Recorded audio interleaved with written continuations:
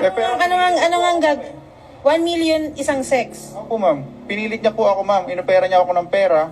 Ayan, hanggang sa napapayag niya po ako ma'am. Yung 1 million na yun, like 7 hours only or isa lang? Ano lang po yun, isa lang po. Unang-una pa lang po na nag-usap kami, sinabihan ko na po siya na hindi kita sasamahan sa labas kung wala akong mapapala.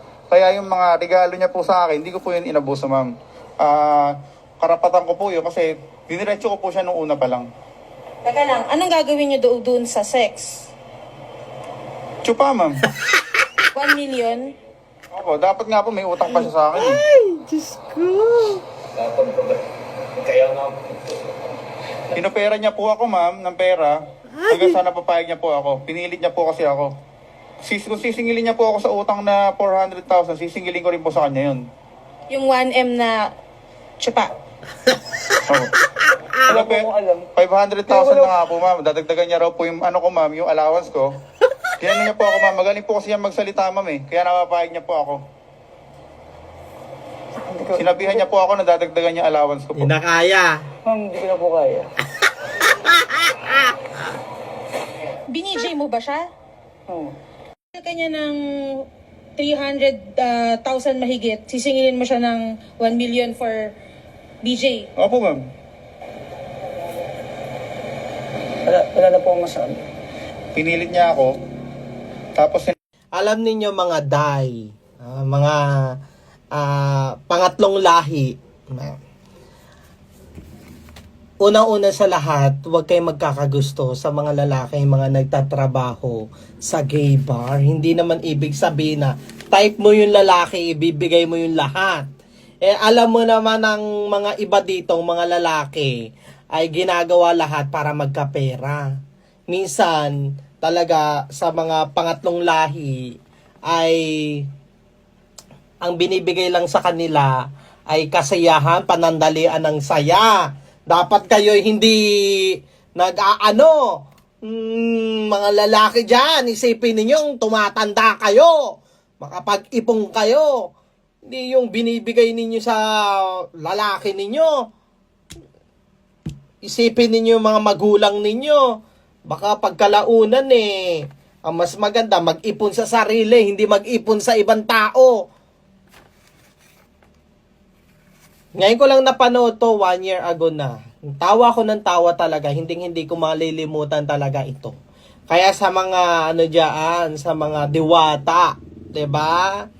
Alalahanin ninyo yung sarili ninyo dahil hindi lahat ng pagkakataon ang ginhawa ninyo sa buhay ay narayan.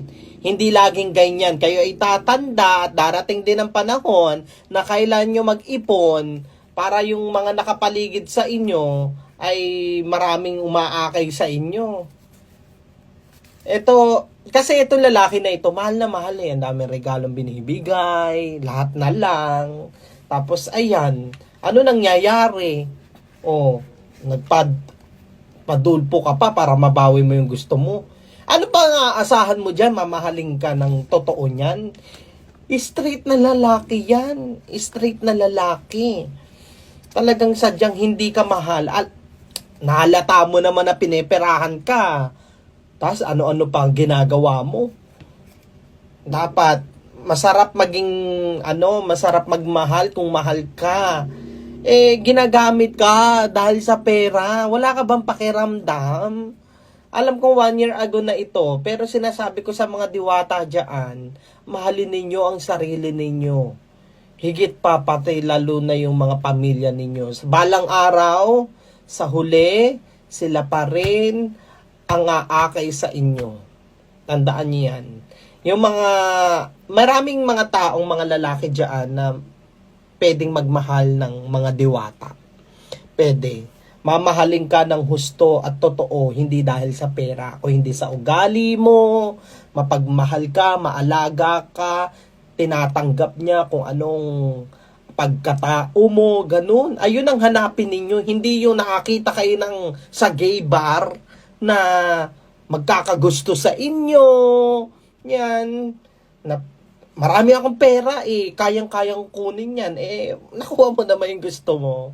Diba? Kayong dalawa. Nakuha mo yung gusto mo, pero yung gusto mong mahalin ka, may mga lalaking hindi talaga nagmamahal. You need to be accepted. May mga lalaking wag mong pilitin na mamahalin ang katulad ng isang diwata. Kailangan dapat piliin mo yung mamahalin ka ng totoo, hindi dahil sa pera.